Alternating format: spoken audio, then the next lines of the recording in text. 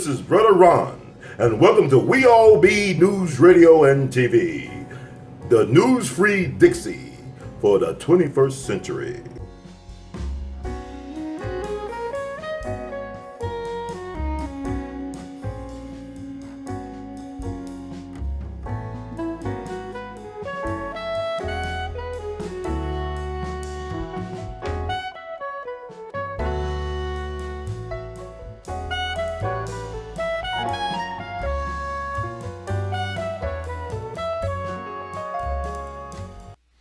Good evening, boys and girls, scholars and laymen.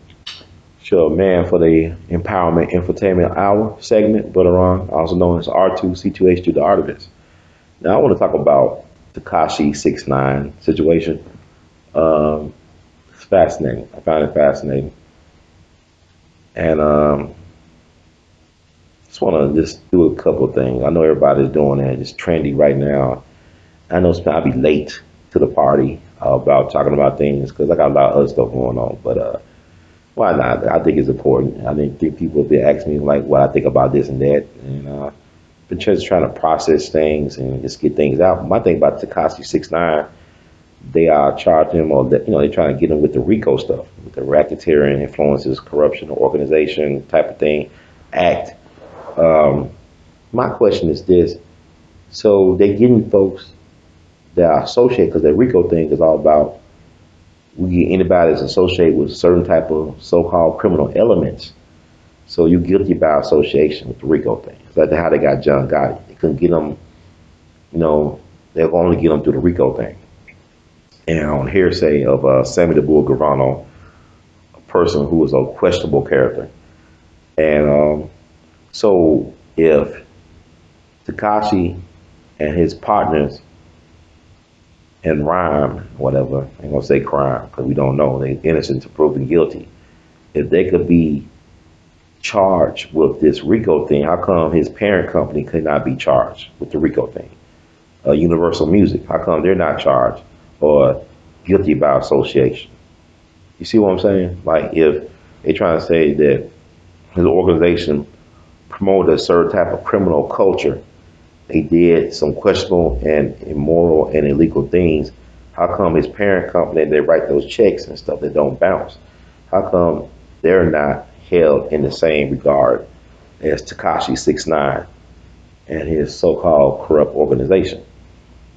And people got to ask these questions because, it's funny how this stuff works. It's like with Al Capone, they tell us, the so-called history tells us that he's a murderer, right? But he did not go to jail for murder. They could never prove that he murdered anybody, They got him through income tax, not paying taxes on his illegal income, not reporting it to the IRS. So they couldn't get him on killing anybody. So how can you really call him legally a murderer when y'all could not prove that he murdered anybody in a court of law? Same thing with Bill Cosby. How can you call him a rapist when y'all couldn't prove he raped anybody? He didn't go to jail for raping. Look at what he actually went to jail for. And then read between the lines what they actually sent him to jail for. Like I already did a podcast about that. Like they try to get him for his land grab, and among other things. But I'm just want to encourage people to do their research and think for themselves. Do y'all really think that Tekashi is a menace to society? Is he public enemy number one? Is he on the level of a so-called Al Capone or John Gotti or anybody like that? And what is this really about? Sounds like it's a distraction to me. My problem with the feds is that it's not they always got to break their own laws to entrap somebody. How come you got to break your own laws in order to catch somebody? You should uphold your laws, enforce your laws if you want anybody else to obey the law. You should uphold those laws. It's not the laws, it's the officials. It's like you look at a sports game, like people talk about the officiating in football right now, National Football League, or in the past, the NBA, the referee scandal. It's like people say, well, are the players throwing games and what's going on? It's not, it's the officials, how they officiate the game that really affects the outcome of the game. It's not even the rules, how they apply the rules or don't apply the rules. That affects the outcome of the game. It's like in law. It's how they apply, don't apply. Like with Cosby, they making up rules or this, they did stuff. Like he did a seal testimony. He settled with the woman in a civil court trial. He did a testimony that was sealed, that could not, a confidential testimony that should not have been used against him. It violated the agreement he had with the former DA. And really what Cosby should have did, you know, was make sure that DA stayed a DA. He should have put some money on his books in his campaign and made sure that guy stayed the DA. But it's funny like that. I mean, I just look at Cosby. I don't understand, and that's a different subject for a day. Like this guy has so much money, smart, resource, but like it's like what Judge Joe Brown said about it. It's like he been in the game too long that he kind of didn't understand how it was being played against him, how he was being extorted and blackmailed for the last 30 years of his existence, how they cost him the life of his son. I believe him and Dr. J, they own a Coca-Cola bottling plant outside of Philadelphia. And the reason why I bring up Dr. J, because like Cosby, he lost his son under weird and questionable circumstances. I believe they found Dr. J's son at the bottom of a lake in his car. That he had some drug problems, but who knows? But isn't it interesting Dr. J and Bill Cosby were at one time, if not still, business partners? They own a Coca-Cola bottling plant, and both of their sons died crazy ways. You gotta start looking at this stuff. Well, getting back to Tekashi, just an entertainer, man. I don't see him as no mastermind. He ain't no Jeff Ford or no Larry Hoover on that level. I don't see him as running no criminal organization. He's a court jester. And it's just weird how we allow these folks to utilize taxpayers' money for just really interesting things. Like I said, I don't understand how Bill Cosby could be in jail based on a so-called victim that he already settled out with. The outgoing DA said didn't really have a case. She couldn't prove it. And made sure she got paid anyway. That's how they got a code. He's a white DA, both of them, all of them white. But I'm saying he made sure that, look, I can't bring up any criminal charges, but we could make it where he could pay you some money. So she even got assisted, this so-called white female victim, got assisted by the outgoing DA. And then the incoming DA promised the people if he was elected that he'll do a legalized lynch law. That he'll legalize lynch law to get Cosby. So basically, he won by promising to legally lynch Bill Cosby. So this is the mindset of what you're dealing with. And so y'all talking about voting, but this is the mindset we're dealing with here. You vote, but do it count? You play by the rules, but will you still win, or can you still win playing by the rules? This is what I'm talking about. Black folks, as people, got to wake up and smell the coffee. It's like, look at the Tekashi thing. But go back, some years earlier, you see what happened, when Death Row, Rap-A-Lot, I believe Murder Inc., and some other people trying to get together to control music distribution. You see what happened to Murder Inc.? Supreme Team, they all went to jail. See what happened to Suge Knight? He's in jail for almost 30 years now. They gave him 28 years prison to think about some things. See what they harassed Jay Prince for years. The feds trying to find out something about him. They don't want black folks to get together to organize and control what we control. They don't want that. And you even go back some years earlier when Minister Farrakhan was trying to work with beauty supply owners, the black beauty supply owners, to control their distribution. And they were intimidated by the powers that be to not organize and work among each other. Because people gotta understand that black power is just simply unity and solidarity. It's not done out of hate. It's done out of love. And when black folks can work together in any situation, we could, paradigm shift and alternate some realities.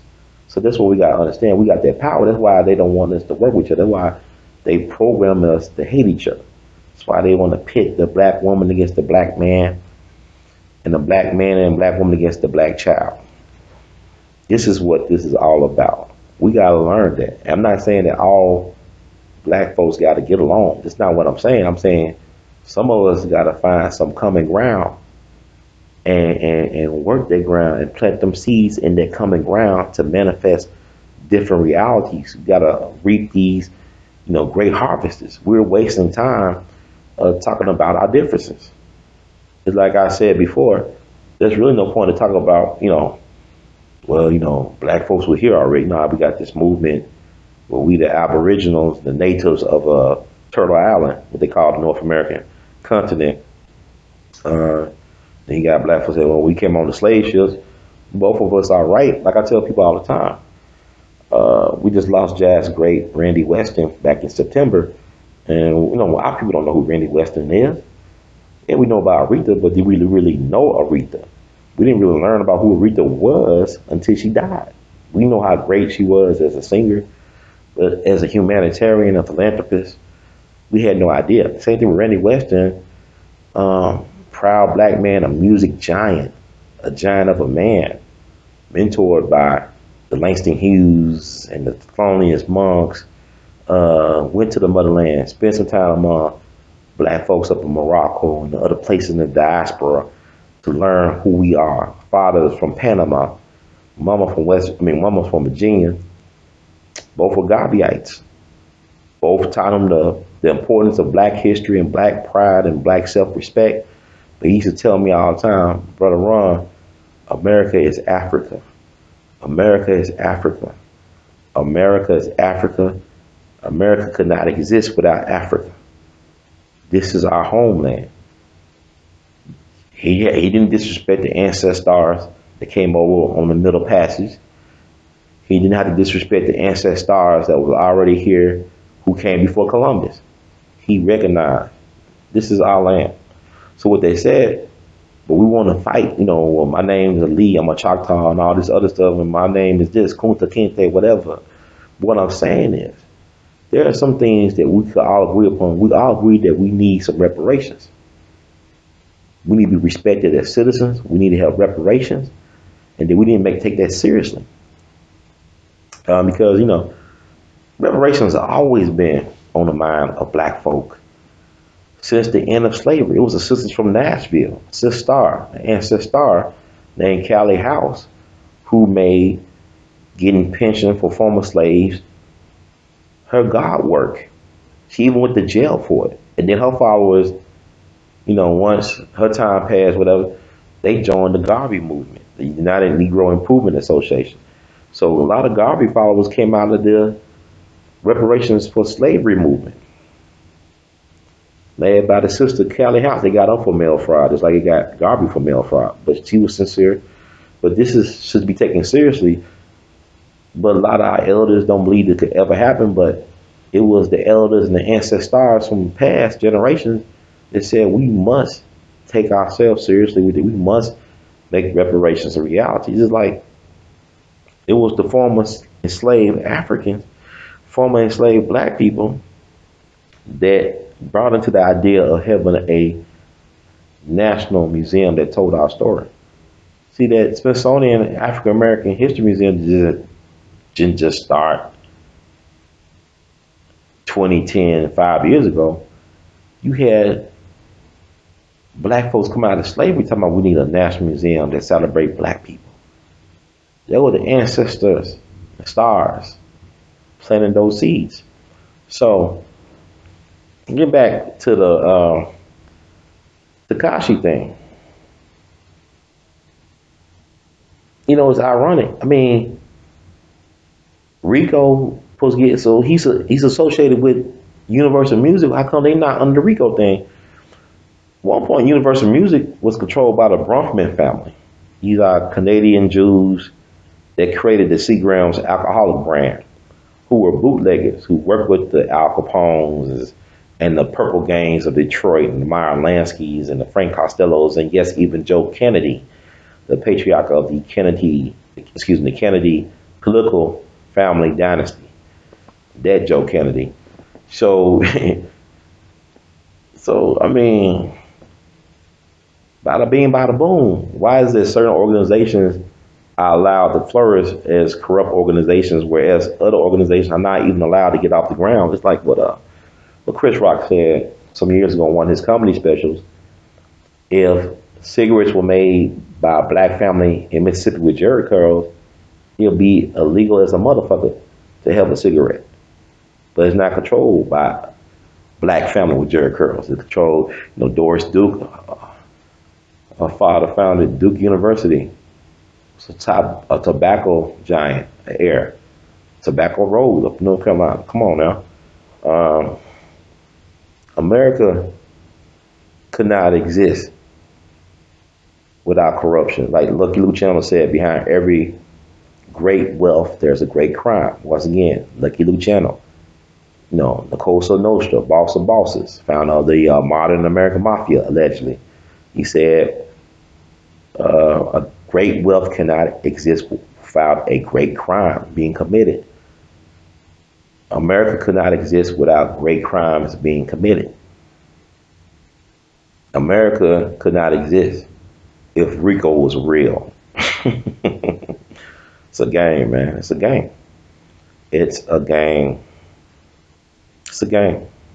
J. Edgar Hoover said for many years that there was no such thing as a mafia. By him saying that, it allowed the mafia to grow and grow and grow. It's like the mafia, as we know it, the National Crime Syndicate could not exist without the help of the government. Organized crime benefited from corporate welfare. Organized crime has always been subsidized by the government. It's like the Trump organization was subsidized by the government. They talk about Donald Trump and his house and violations back in the day, whatever, his father, but they got their wealth from dealing with the government. They got them big, juicy, lucrative contracts from the government to build those homes and those projects up in New York. So his father, was eating good and shit all the way to the 30s and 50s. I mean, he made his money through the Great Depression because everybody wasn't depressed or oppressed or repressed. This was a time to make money because, like Milton Friedman or the shock doctrine, this journalist named Naomi Klein talks about the shock doctrine, where in moments of crisis or crises, natural disasters or even engineered disasters, the powers that be found ways to make a profit. It's like war is about profits. It's like natural disasters. You find a way to make money off of other people's misery. So, I mean, Fred Trump, Donald Trump's father, made a lot of money, made a family fortune off of being subsidized by the government as well as allegedly ripping off the government, like overcharging for his services and then putting the leftover money in his personal banking account. I mean, this even pissed off the president at the time, Dwight D. Eisenhower, who they summoned Fred Trump before Congress to talk about the stuff he was doing. But I doubt he returned any of the money. I mean, if he did, will his son be president today? Think about the fact that Donald Trump had the audacity not to show his tax returns because he knew how his family got their money. His father took money from the government and put it in his personal banking account. So why should he have to show his tax returns? And really the people say, okay, we cool with it.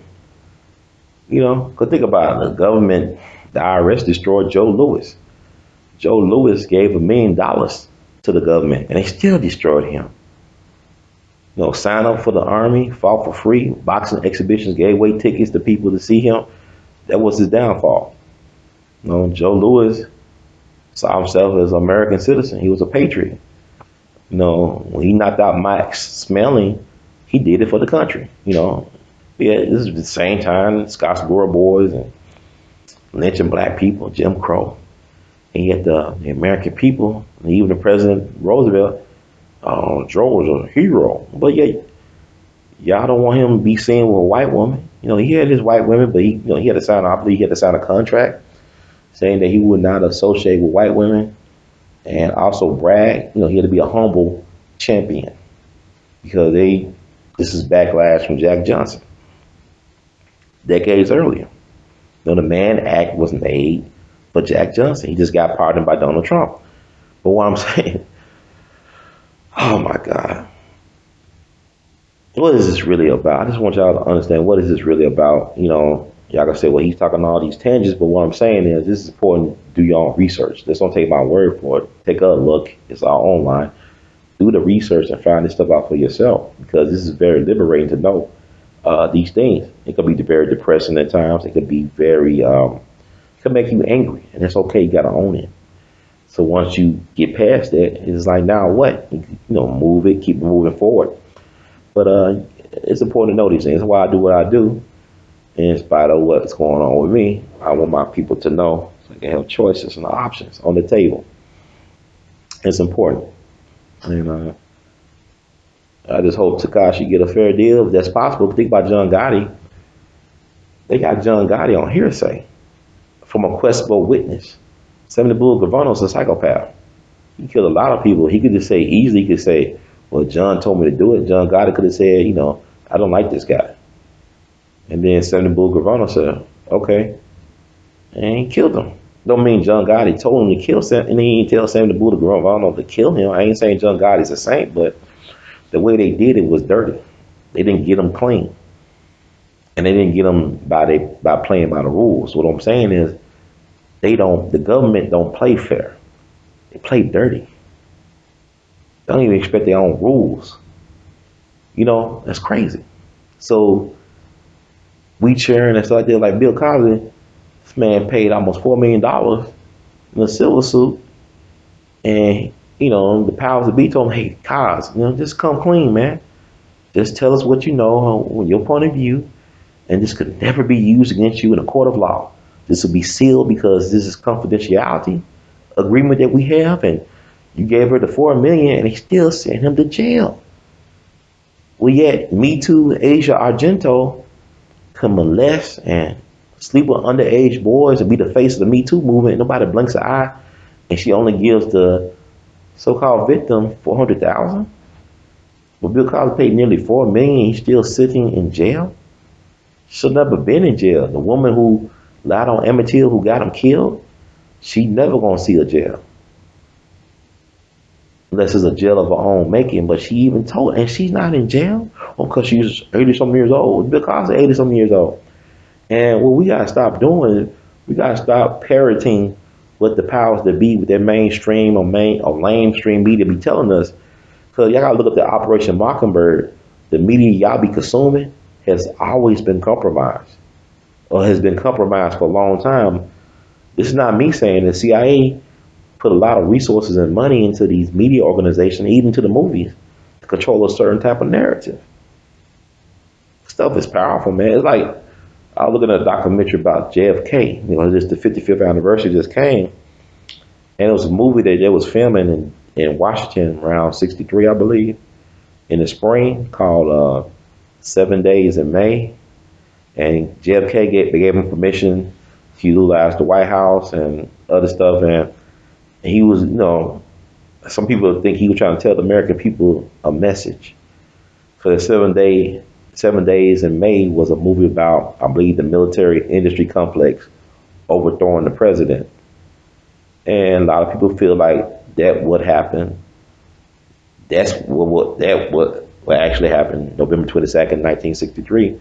It was a coup d'etat via the intelligence community as well as the military intelligence complex, because they wanted to escalate the war in Vietnam. Whereas Kennedy was trying to bring the troops back by at least 1965, getting troops to come back home, they decided to escalate the Vietnam War. Remember that false flag, Gulf of Tonkin false flag in '64, and Lyndon B. Johnson started sending more troops to Vietnam. Now we know that there was a false flag. It wasn't real. It never happened. But the implications were very much real. Just like you look at the Spanish-American War, what started there was the USS Maine, exploding, and people accused the Spanish of exploding, of blowing up, of blowing up the USS Maine. But now, years or decades, almost a century later, they said that maybe it was an accident because the stuff that was on board was highly explosive. But the damage been done. We fought Spain, and the rest is history.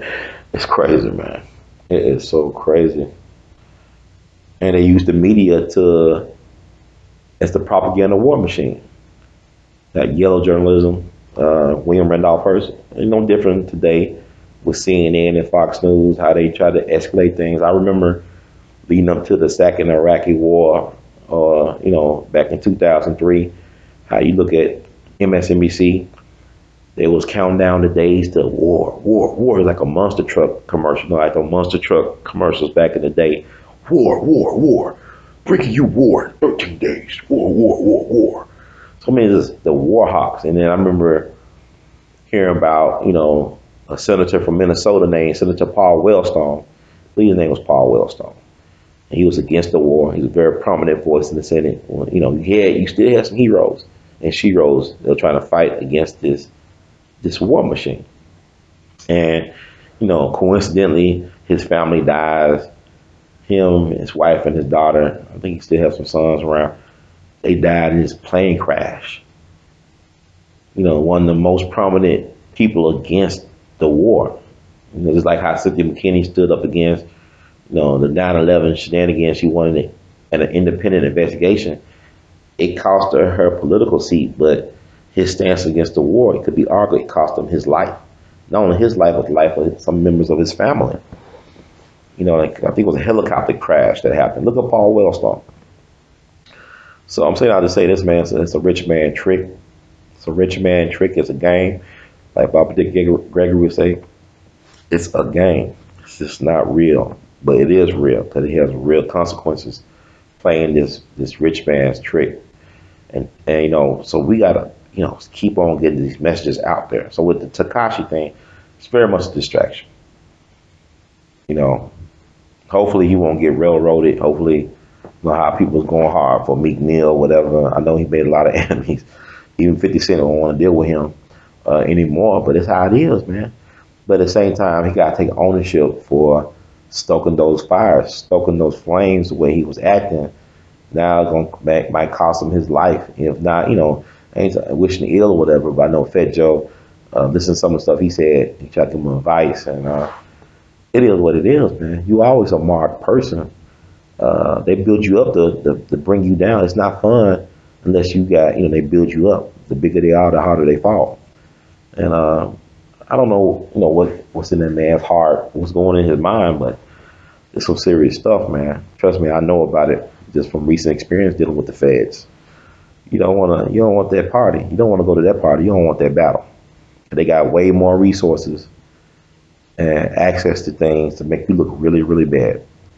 And you be the innocent of the innocents, Be the innocent of the innocents. So, and also somebody made an interesting point, looking at Al Prophet, the great documentary filmmaker from Detroit. He said, the reason why they bring these type of harsh charges against these guys in these inner city neighborhoods, places like New York, they trying to control those projects and knock them down and build, condominiums and malls and stuff. This is all about justification. They get these guys outrageous charges because the thing about the housing situation of New York, from my understanding of what he was saying, is that a person can pass their housing down to their family. Let's say you do, because all these projects ain't bad. Some subsidized housing is some good places to live. Like what he was saying, the situation in New York, they got a lot of public housing, A lot of it's not like no hood stuff. It's like, they want to make it affordable for certain people to live in, like artists and whatever. Got to trial and audition for these things. I know about that myself. I had to audition for my apartment or my artist loft I got down here in Memphis. So I understand what he's saying with that, but like it's a rule that's saying that a person with a felony cannot live in the housing situation. So what you're saying is that a lot of you guys doing little stuff in their neighborhood, their communities, they get locked up on some trumped up charges, and by them doing that, they're not allowed to live in their housing. So within a certain amount of time, Big Mama can't pass on her housing or apartment to a relative in the family because they got felonies. So I guess they could eminent domain those real estate places eventually and do what they want to do. I mean, it's a game, man. Like even you think you own, you don't own. It's like you think you own your house, you pay your taxes, but if the government say, you know what, we want your property, we give you market value for it. I don't care how much money you put into it. But if the government want to eminent domain your stuff, they can just take it when they want to take it. It's the government. It's what they do. People talking about organized crime. Like I said, organized crime cannot exist without the okay of the government. Like Prohibition created organized crime. When they passed that amendment saying that alcohol is illegal, it started Prohibition and it started the rise of organized crime. So had the government never did that, organized crime would not become what it became known as in the American imagination, popular culture, as well as in reality. It's like with the Rockefeller laws, the harsh drug sentence laws, and the three strikes, and the Clinton crime bill. These things have repercussions on the community that last for generations. It still lasts for generations. With a lot of self-inflicted wounds.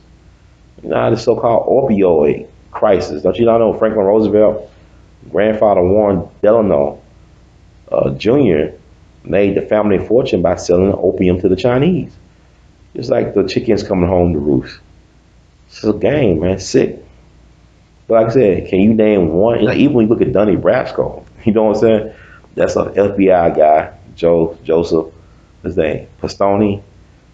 Joseph Pastone played. I like that movie Donnie Brasco. He played by Johnny Depp. What I'm saying, he had to go undercover, deep undercover, 6 years, be involved in some questionable activity to entrap certain members of the mob. It just can't get you guys under their own influence and volition and will. You got to set these people up just like they set up Marion Barry. The government did to try to kill him that night, but he didn't take the full contact blow. Even the woman that they utilized to set him up, his mistress, admitted that he was set up, that he never used those drugs before. But that's what people think about. They don't think about the fact that the government went out their way to try to set this man up to possibly not only make him look bad, but to kill him. He talked about in his autobiography how Dick Gregory saved his life, how he was able to detox from all those poisons by Dick Gregory, doing his magic. Dick Gregory, he like the real life Forrest Gump with a brain. Like the man is like everywhere. He helped clean up Yoko Ono and John Lennon. That's another story.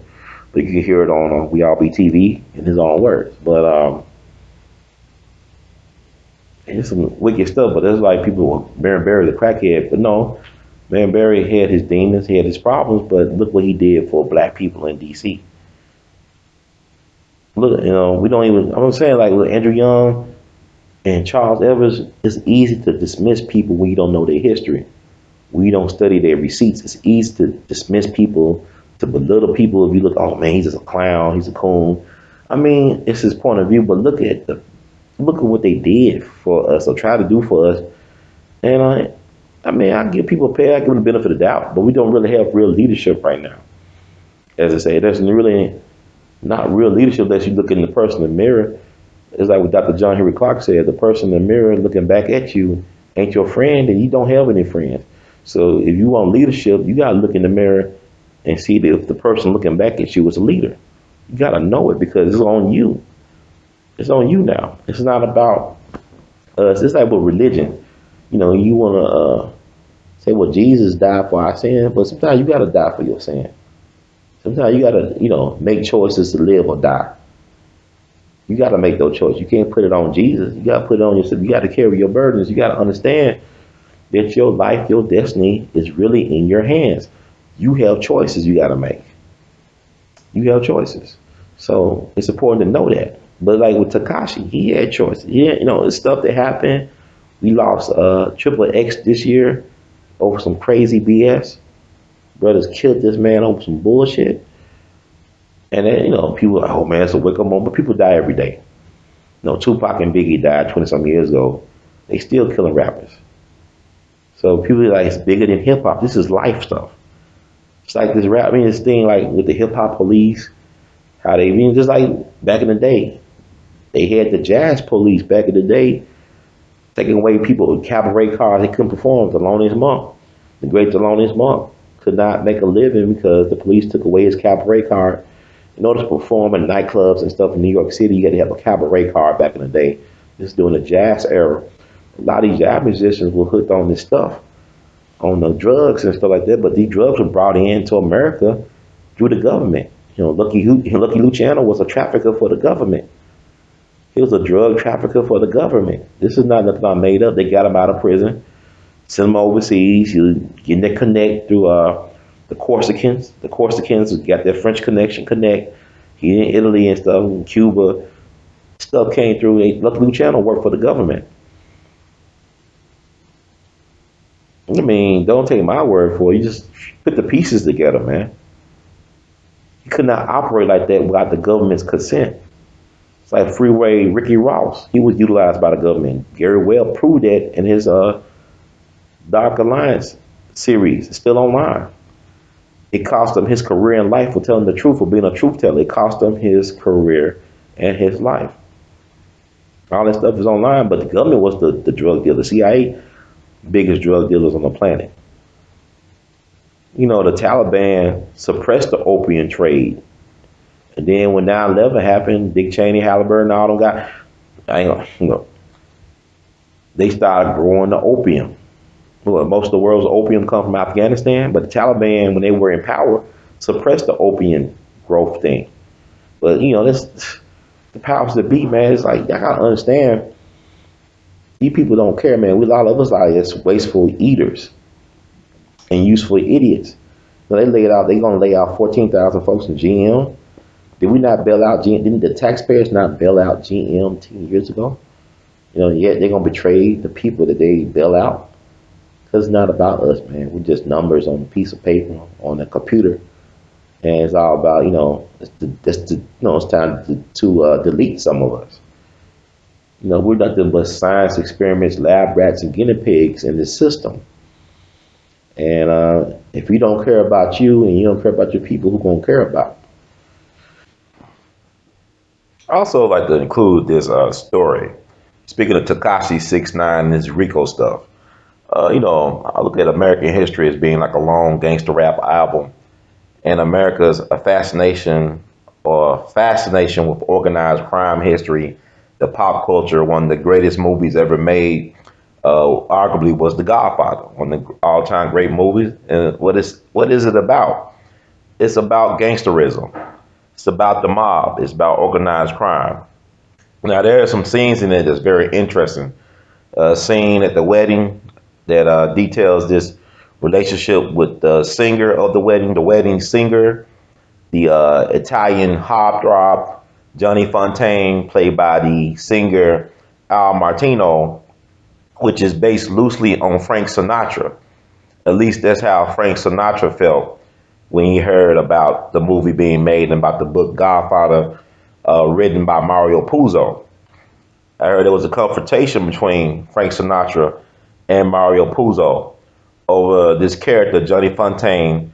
It seems to really echo his own story. You see, Frank Sinatra, it is well known and well documented that Frank Sinatra had a love affair with the mob, that he was really close to the Goodfellas. He was considered one of the wise guys by association. His godfather, quote unquote, was Willie Moretti, who was an underboss for the Genovese crime family. He was cousins with Frank Costello, or Frank Costello, excuse me, considered the prime minister of the underworld, who ran the Luciano crime family, which eventually became the Genovese crime family, named after Vito Genovese. But he is allegedly the godfather of Frank Sinatra. He actually helped allegedly Frank Sinatra get out of a deal of a contract that he had with the very popular band leader Tommy Dorsey. Allegedly, Will Moretti made Tommy Dorsey an offer he couldn't refuse. He allegedly put a gun in his mouth and threatened to blow his brains out.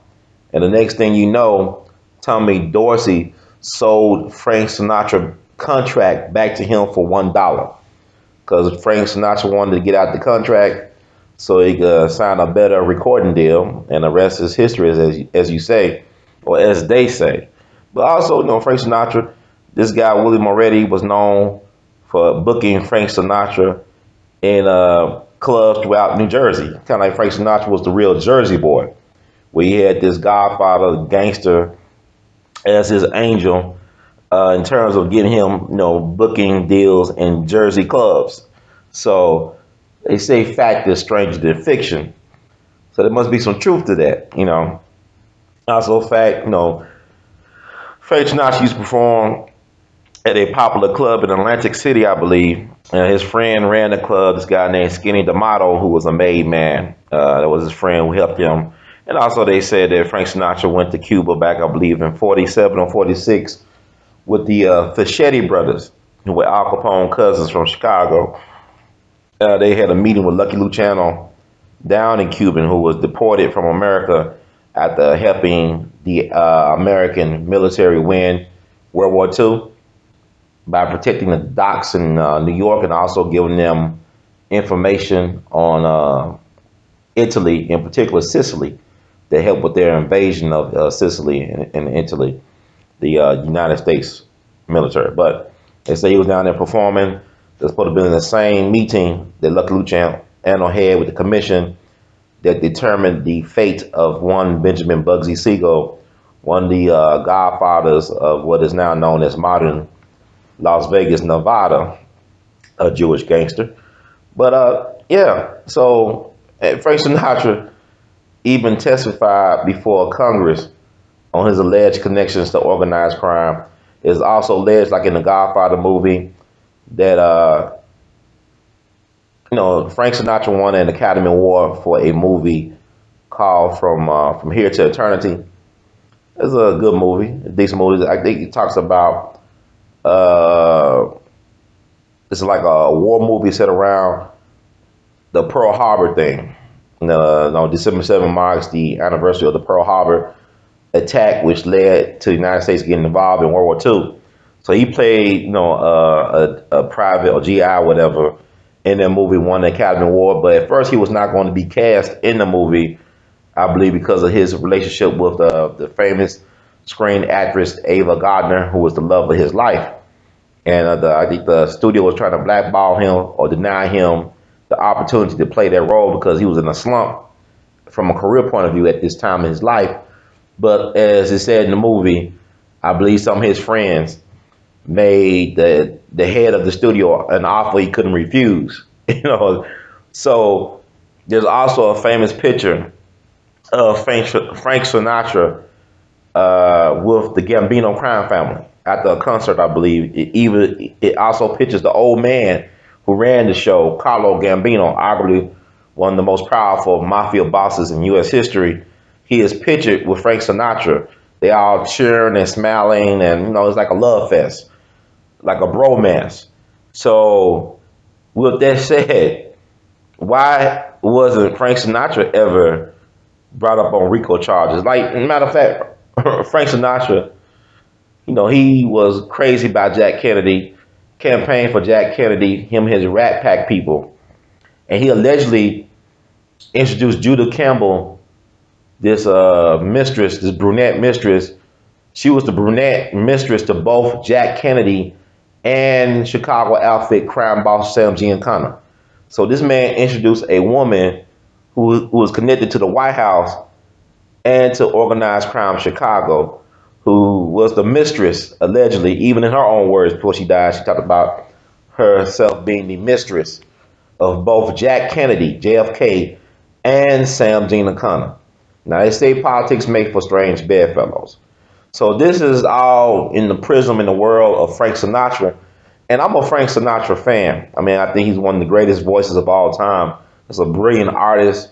Even like it's how he stood on civil rights and other things like that. Like he really was like, a truly all-time great guy. But if you look at how they treat him to Tekashi 6ix9ine, if he's guilty of RICO stuff, how can a kid like Frank Sinatra not be guilty in the same way of RICO violations? Because he hanged around a lot of mobsters. But I mean, I know he's a white man, or was a white man with privilege and power. Maybe it was a different time. RICO didn't really start getting utilized till the 80s, to be honest with you. But there is no taint on Frank Sinatra. He's celebrated still, even though his organized crime connections are well known. So there is a double standard when it comes to that. But I'm saying, like Tupac said in America's Most Wanted, niggas been dying for years, so how can they blame us? Niggas been dying for years, so how can they blame us? And like I said, I just want y'all to really think about these things and how they come at you with this stuff. This is so-called sensationalism, so-called exaggeration. I mean, it's bred in circuses. So what they said, I mean, you can look at all this stuff, take a look, it's all online, and connect the dots yourself. Connect the dots, la la la la, connect the dots. That Pee Wee Herman stuff. But yeah, man, so something to think about. That's all. I'm just here to make you think as well. The job of a thought provocateur is never done. So, I mean, it's fascinating. But with the Tekashi thing, I mean, today him, tomorrow, who's next? Just like with Cosby. If they could do that to a rich man with resources, imagine what they're doing. Or you probably already know what they're doing to poor people and then black folks every day. You may be one of those people that they torture every day without anybody speaking on your behalf, no platform. That's why it's so important to support the new black media, the new grassroots black media. I'm a part of that in my own way, and you may be part of it. It's time for us to build our own platform, but it's time for us also to find a way to work with each other, like outside of the YouTubes and the Facebooks and all that stuff. Because, I mean, look what they did to Alex Jones. This man had over 5 billion views on YouTube, millions of followers on these social media outlets, and they took all that off. I mean, he still got his, like I say, he still got his radio stations, terrestrial radio. He still got his diehard fans, but damn, that's kind of scary to me. Ain't it to you? I mean, YouTube suspended my live stream for 90 days this year based on a Dick Gregory commentary. I interviewed and asked Dick Gregory about the Sandy Hook thing. And this was back in 2013. This is when that Django stuff became viral. Because people don't understand, y'all didn't know who Dick Gregory was until I did that Django interview. And it went viral. And that's when this Dick Gregory renaissance really happened. This back in January of 2013. And I thank God. I mean, Dick Gregory, like he said, he was more famous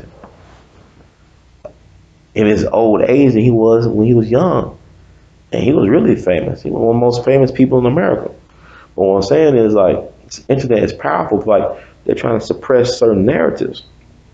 And so they suspended my live stream for 90 days. YouTube did. So they said it was hate speech. And I said, how is this hate speech? He didn't say it did not happen. What Dick was saying was that, hey, you should question this stuff, because when things like this do happen, these tragedies, these national tragedies, the story keep on changing and changing, the narrative change. People appear and reappear. It's all types of stuff.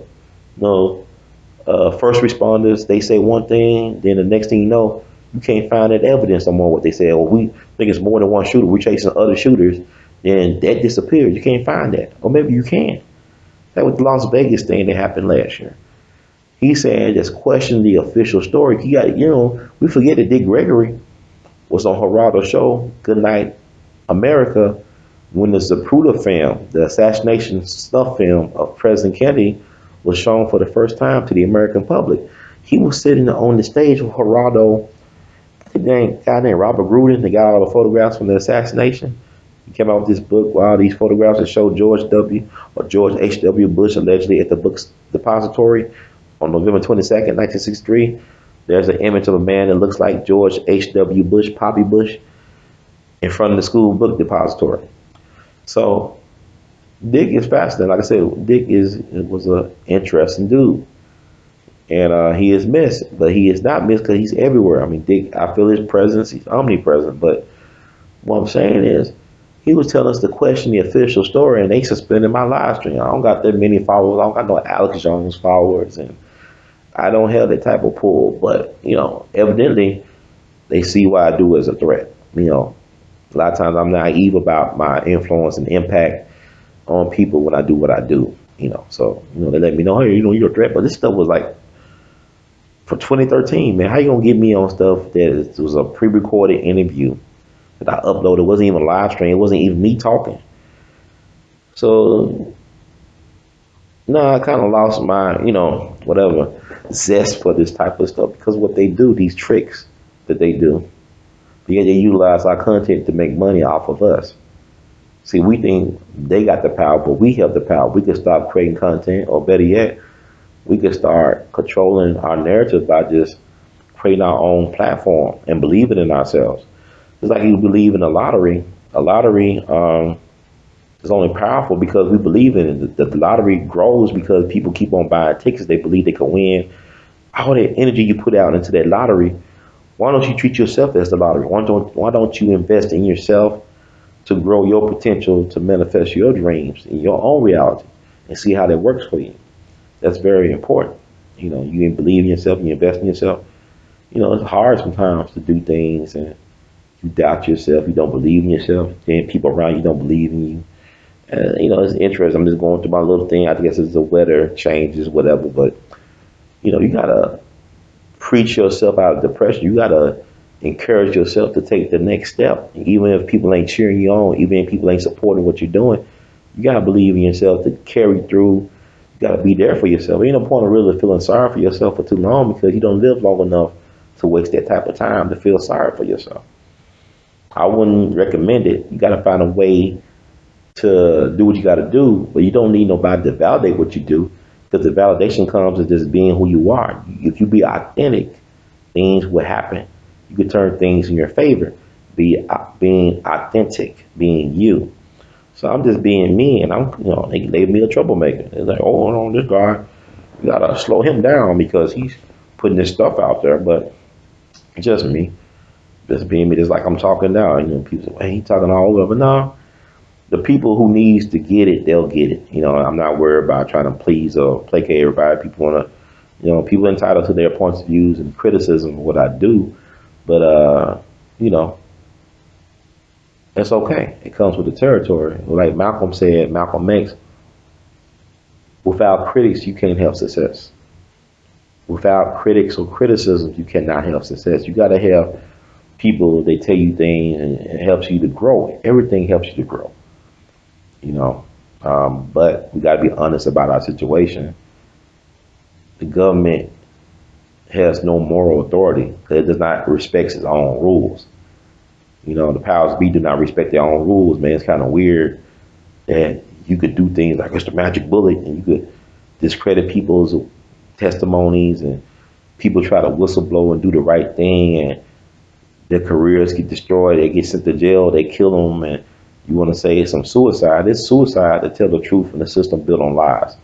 It is suicide to tell the truth in a system built on lies. It's very much suicide. And I ain't gonna say I would not recommend it, but I say you gotta understand you have free will. You gotta make these choices. You do have a choice in the situation, so you gotta figure that out for yourself. So that's very important. I'm gonna keep on talking my truth. I don't care if people say I'm loud and all this bullshit. Keep on saying what I gotta say. You can't shut me up. I earned the right to say what I got to say. And YouTube, they can do what they want to do, I guess. But I hope that the people who find merit in what I say support the platform, because we do need support, man. I don't look at it as begging, I look at it as investing. If you want to hear more from Brother Hurd, when we keep on bringing in people like Judge Joe and Dr. Randy Short and other people and talk about topics that need to be talked about, talk about solutions that need to be heard and actually put to good use, you gotta support what you want, man. Just like I support y'all favorite football teams and TV shows and movies and all that stuff. Support the things you want to see more of, because these things are giving you life. I believe investing in people. I invest in myself. I invest in others. I try to play nice with other people as best I can. But you wonder, man. You wonder. I don't really trust. Like, I look at numbers. These numbers, like this video got this many views, but they'll take my video and get like 1 million, 2 million views. Some other platforms, I don't. What's the truth? Is it 100,000 views or is it 1 million views? But at the end of the day, it doesn't make a difference because the message is getting out there, it's being amplified. And today is the birthday of my Jegna, the late great Judge DeArmond Bailey. And one of the things he used to tell me, if you want to be an effective organizer, a strategist, or movement, or activist, so Brother Ron, you want to amplify. This was a guy who was a civil rights legend. He was a judge. He was a people's lawyer, people champ. He was too radical for Berkeley. They had to recall him back in the 70s. This is Berkeley, home of all that stuff, the counterculture. They recalled this man because he was too radical. This man is one of the co-founders of the National Civil Rights Museum. He saved the Moraine Motel from being demolished by the powers that be, from being eminent domain. He played in movies. He was the preacher in How Stella Got Her Groove Back. He was the judge that Larry Flint, the character played by Woody Harrelson, threw the oranges or grapefruit at, and the People versus Larry Flint. This guy was a Renaissance man, passed away back July 12th, 2015. His eulogy was done by President Bill Clinton. He said he was a movement man. He's movement. Judge Bailey about the movement. Black folks love Bill Clinton like they love Nick Bones and collard greens. This man said he ate Jackson cookies growing up. The black folks lost their minds. I used to love eating Jackson cookies. Black folks, Mr. President love Jackson cookies. I'm talking about cookies. I'm talking about some Jackson cookies. I ain't talking about no butter biscuits. Black folks went crazy over him. I'm talking about he used to eat Jackson cookies. Anyway, it's fascinating, but study the history, man. Study what's really going on, because the history is really the present. I don't look at a lot of these news shows. All I do is people tell me what's hip, what's going on, and I look towards history. I study history to find out what's happening today and tomorrow. Because history is like the seasons. Ain't necessarily repeat itself, but rain. It rained yesterday or in the past, and it's still raining, right? It might not rain on the same day as and it might not rain. Y'all get what I'm saying. I don't make this too really, complicated or too esoteric. But that's my spiel, and I hope y'all got something out of it. I don't know if y'all got anything out of it, but you look at, people talk about, once again, Confederate buildings and flags, Confederate monuments and flags and stuff like that. But think about a system that would name their FBI building after J. Edgar Hoover, who was a violator of people's human rights and civil liberties. He violated people. It's been proven. This is not no conspiracy theory. This is conspiracy facts and reality. This man violated people's rights to be people, using his abuses of power to do so, to stay in power for 50 plus years. But that's another story. Say he was passing, kind of believing his sister from Macomb, Mississippi. She's a black Hoover, and she said that her family members told her that J. Edgar Hoover was passing, and that he threatened the black part of his family if they ever revealed who he really was in terms of his race, that he would kill them all. So she did a documentary and wrote a book about it. This stuff came out in the last, it's been like less than 20 years when this stuff all came out about Jacob for being black. But anyway, explains a lot. But if you like the words from Brother Herb, please spread the word. Please support the movement. You know how to get the We All Be on TV on YouTube. It's youtube.com/We All Be TV. That's youtube.com/We All Be TV. You can support the movement, make a one-time donation or recurring donation via PayPal. Email r2c2h2@gmail.com. Once again, the email is r2c2h2@gmail.com. And thank you so much. In the words of Great Duke Ellington, we love you madly. Keep on producing and pushing.